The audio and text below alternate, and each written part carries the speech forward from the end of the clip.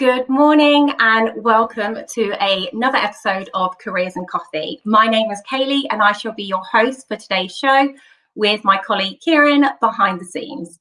So today we have a real treat for you because we have Alex Munn on the show, who is the founder of Project 21. Project 21 is an innovative charity which runs amazing activities, clubs and events for people with Down syndrome in the east of England. So let's welcome on Alex. Hi. Hi Alex, how are you? I'm good, thanks. How are you doing? Oh, amazing, thank you. And thank you so much for coming on and being here for Careers and Coffee today, and obviously speaking about your role and Project 21. Yeah. So to kick today's episode off, we're going to ask the same kind of question that we ask everyone. So can you tell us about what your job role is and what your average workday looks like? Because I know not all workday is probably going to look the same day to day. Yeah, I mean, they do really vary, but my job role in itself, the title is project manager.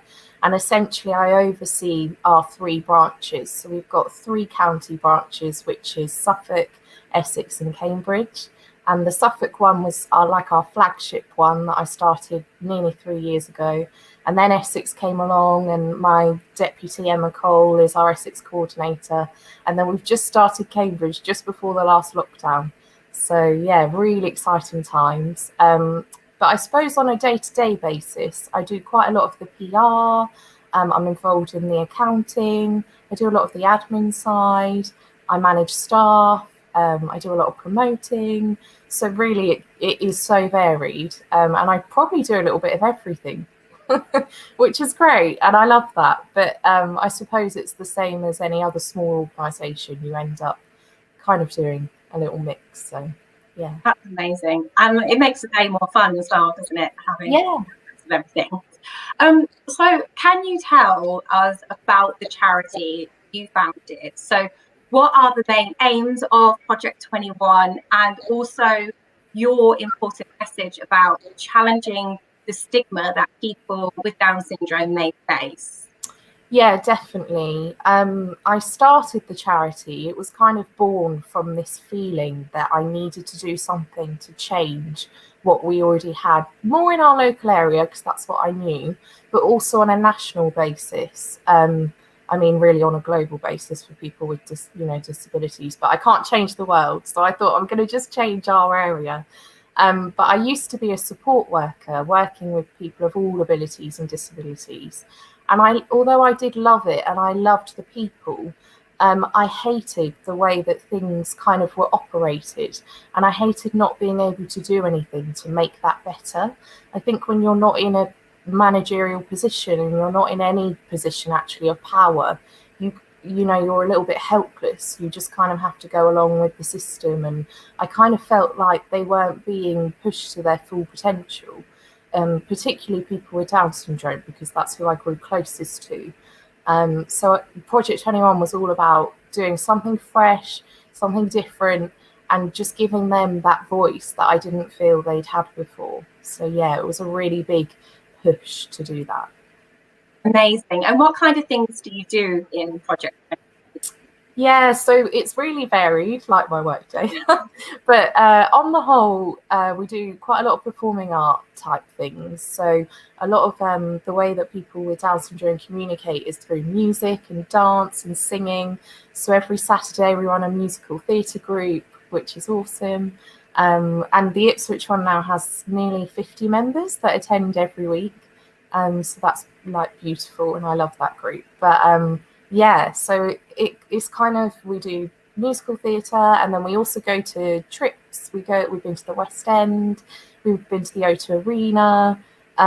It's led by what they want to do. So if we had this real burning need from the adults of our group who said we really want to be able to socialise and go to the pub and do things that other 18 and 20-year-olds can do. So then we set up an over 18s group.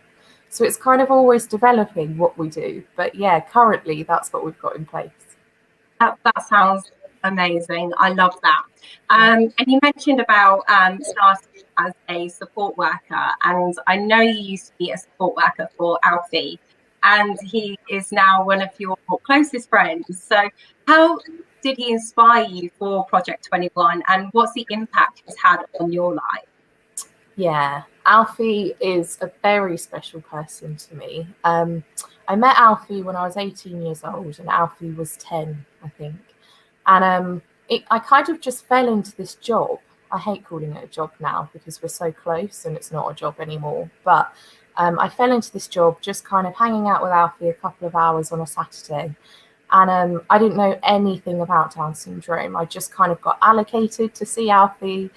And he just completely captured my heart. Like, I can't even when I talk about him, I just am so proud of him. But he's just one of these people that loves life and just wants to like pull the best out of you.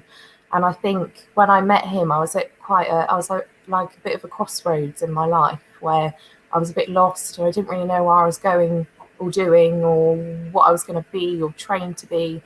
And I think a lot of people hit that point at about 18, 19. And I think meeting Alfie really helped kind of focus, and give me that passion back that I felt I was missing.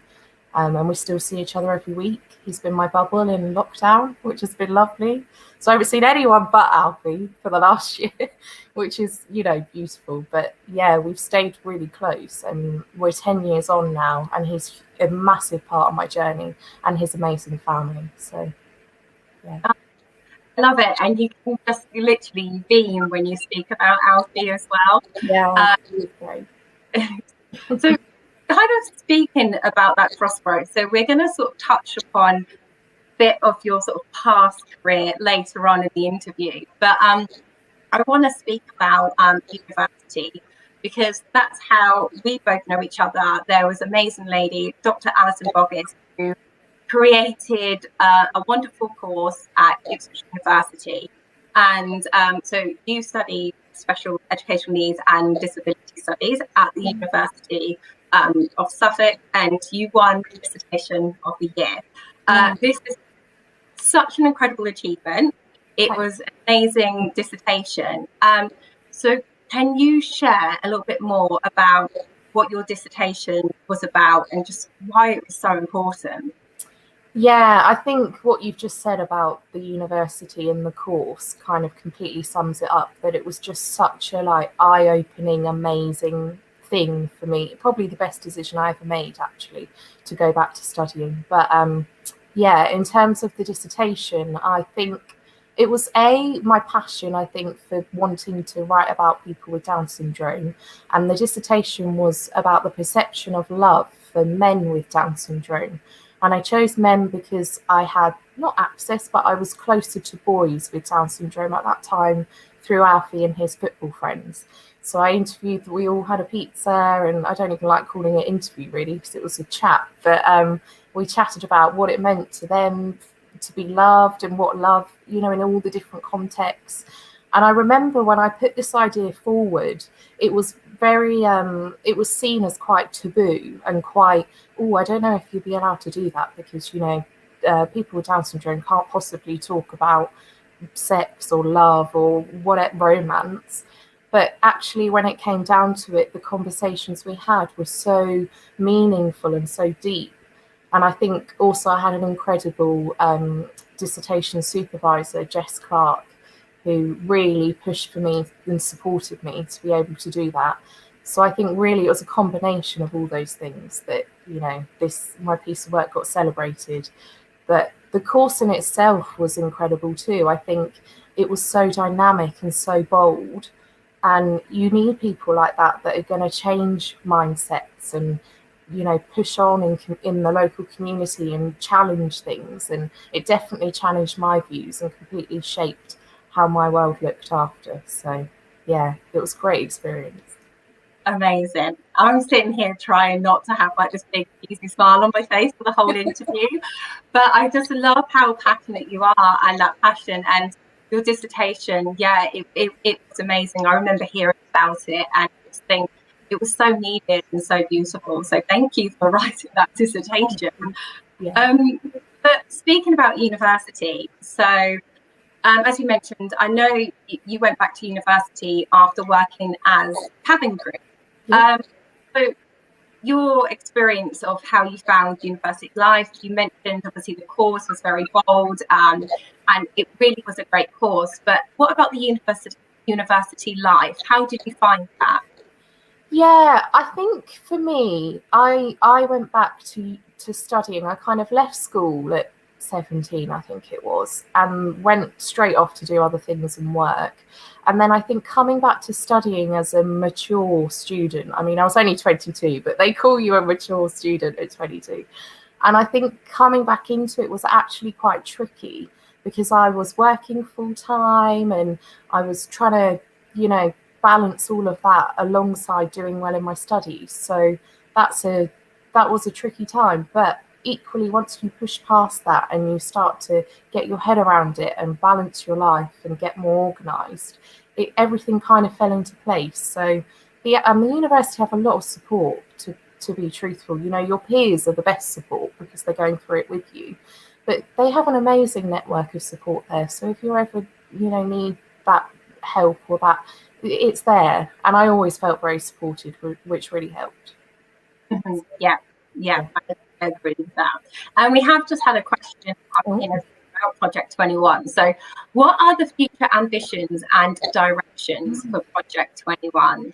Oh, what a good question. There's so many. I could fill this whole interview with that, but I suppose the key thing is I'd love to get our third branch, Cambridge, kind of running, and I'd love all three branches to be at a point where we're delivering services, equally across all of the areas. I think also I'd like more awareness. I'd like to push Project 21 further than just East Anglia and just, even if that means I can't run groups further, I'd like our reach to go further, and I'd like people to think that is a great thing. Maybe we can do something like that here. So yeah, that would be my dream. I'd also love them to perform at Wembley, but that might be that might be a pipe dream. But yeah, I'd love them to perform to a huge crowd because I think everybody should see one of our performances.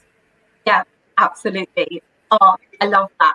I just love how excited you are speaking about it as well. And I think absolutely, definitely can.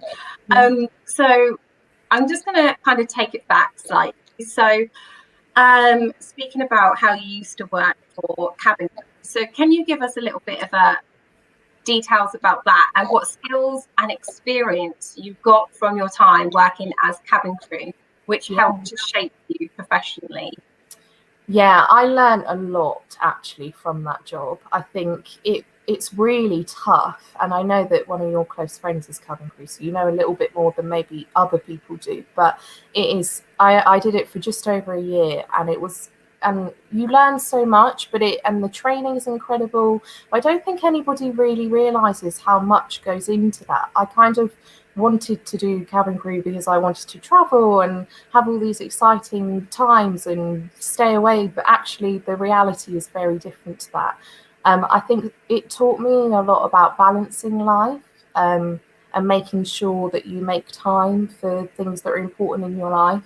I think it also taught me the importance of not putting work ahead of absolutely everything. You do need a bit of your own kind of privacy in your own personal life, and it's very easy for that to take over when you have such a demanding job with demanding shifts. So yeah, it taught me a lot, and the amount of people you meet and all the cultures, it was amazing. But there's parts of it that I don't think I could do now.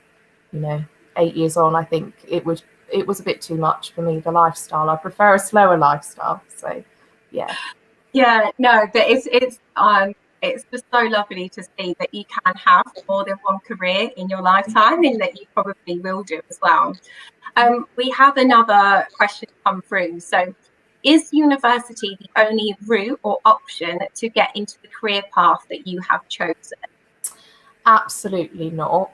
I think, truthfully, I wouldn't be here without our course and without the people that I met on the course. But I think in terms of starting your own charity or starting your own business, you don't need a degree to do that. You just need to believe in what you do. And I think also you have to be prepared to ask for help. You're not going to know how to do everything. I'm still learning. We're nearly 3 years in and I still don't know how to do everything. So I think as long as you're humble with that and you're willing to ask for help and you're willing to go the extra mile and work really hard, you don't necessarily have to do that through uni. It perhaps helps to have that level of understanding, and I know it helped me because our course was so innovative and amazing.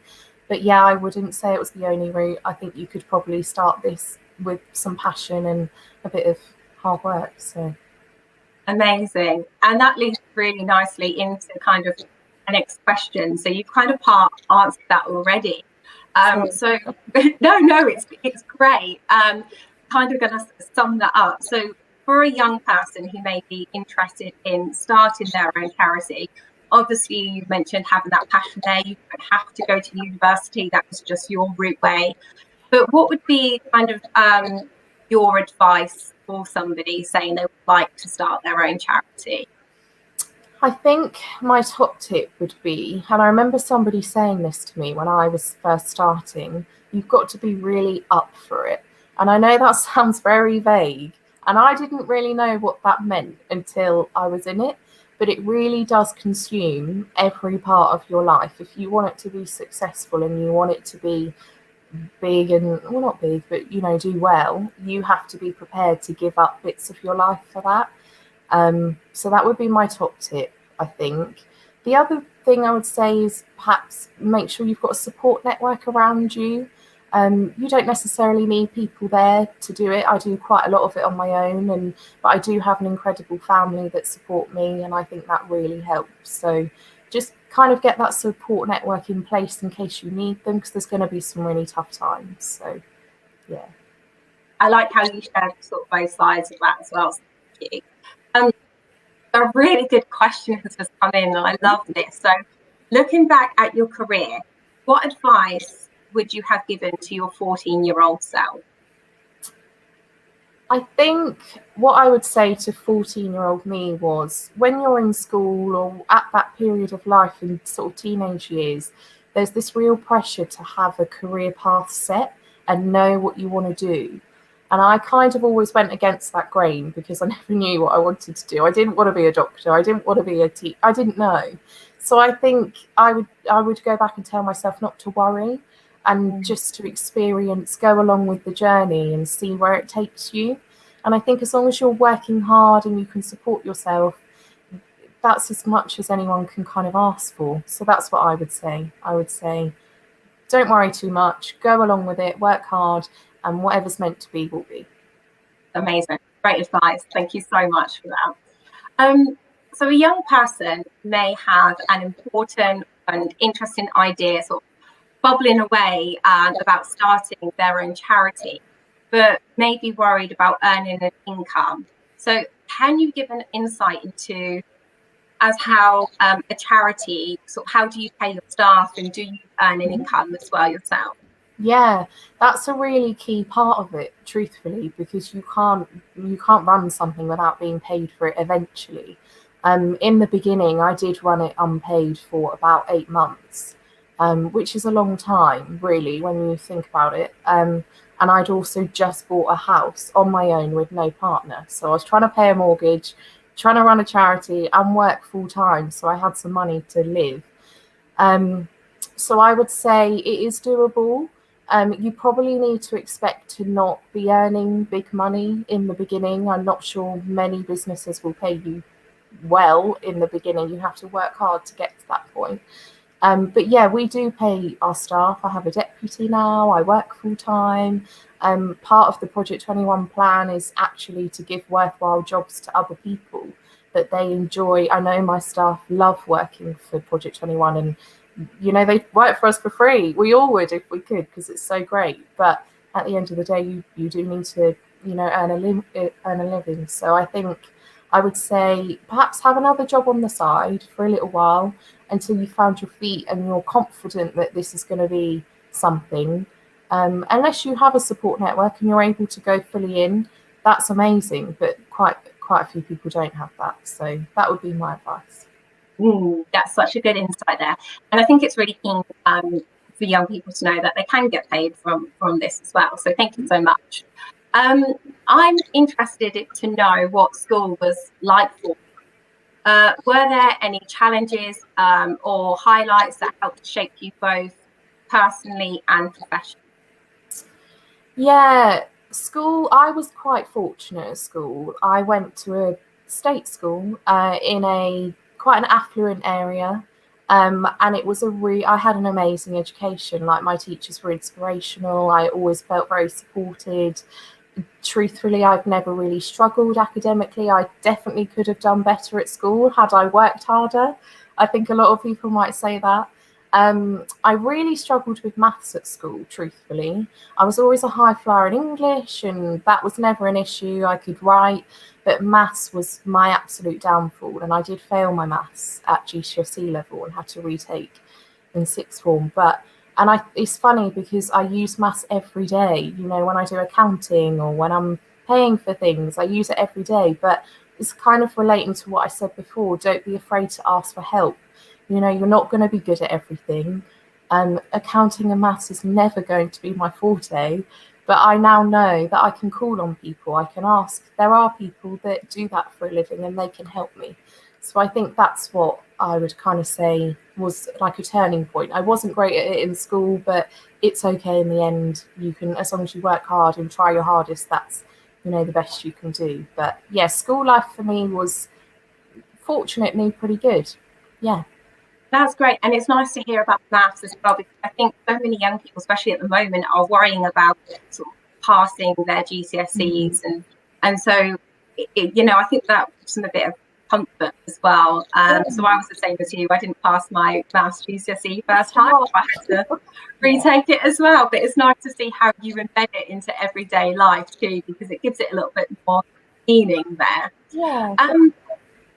So sort of following on from school life, so now into your career. So, and this can be spanning from when you first started your career or in Project 21 as well. So have you had to overcome any barriers in your career? And if you have, what were they? And sort of how did you do this?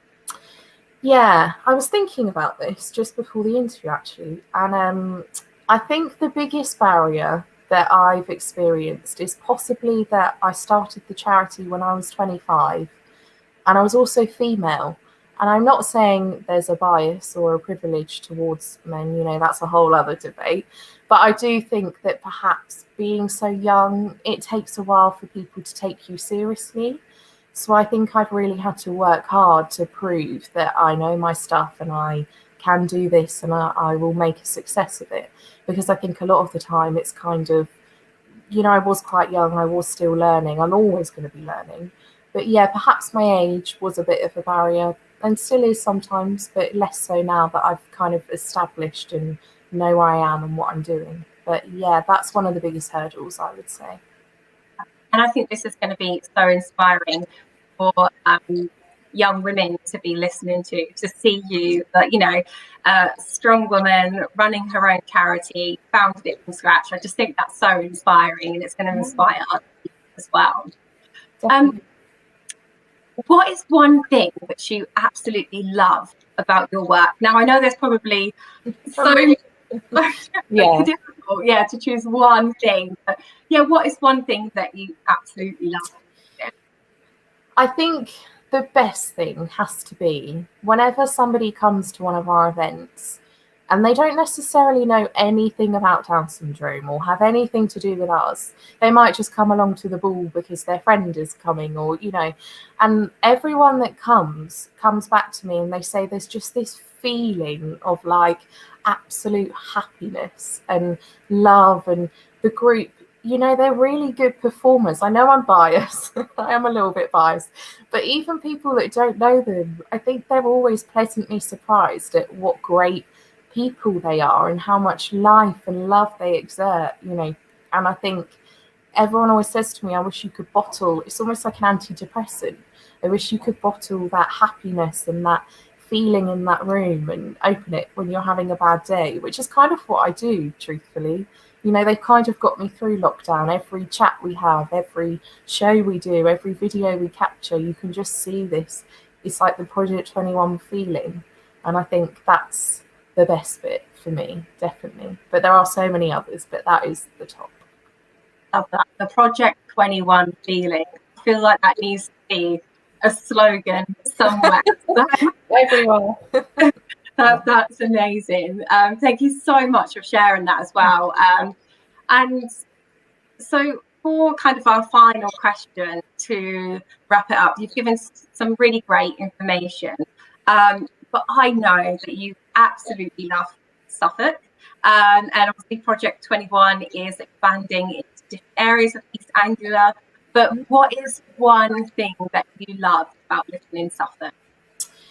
Yeah, I think there's so many things I love about Suffolk, but I think my favourite thing is probably the community feel here. I felt that Suffolk has its own, it's like its own world in Suffolk. The people, I've just felt so supported by my local community. And the Suffolk accent and the people in the shops I think that's what we've all missed the most this year, actually. But yeah, the community feel in Suffolk is real and it's strong. And on top of that, we've got beautiful scenery. You know, I live in a housing estate, but there's greenery everywhere. And I think, you know, how lucky are we that we have such beauty on our doorstep? But yeah, the community and the beautiful scenery for me. Yeah, I love that. And I feel like more people this year have definitely appreciated living in Suffolk and just the natural beauty that we have here. And I think, like you mentioned about the accent as well, has been celebrated since the film The Dig has come out. Yeah, that was amazing. I love that. It was so good. So Alex, thank you so much. I could ask you so many more questions, but it has come to the end of the interview as well. So yeah, just thank you so much. You have been great. And it's so interesting learning more about what you do and the amazing work that Project 21 does. So again, just thank you so much for being here. Thank you. Thanks for having me. So thank you again to Alex for coming on, and thank you for those watching, and also a big thank you to my colleague Kieran Buxton for his work behind the scenes today. I hope that you all have a lovely day, and we look forward to seeing you next Tuesday at 12:30 for an interview with Charlotte Fryer from The Skills Builder. Thank you.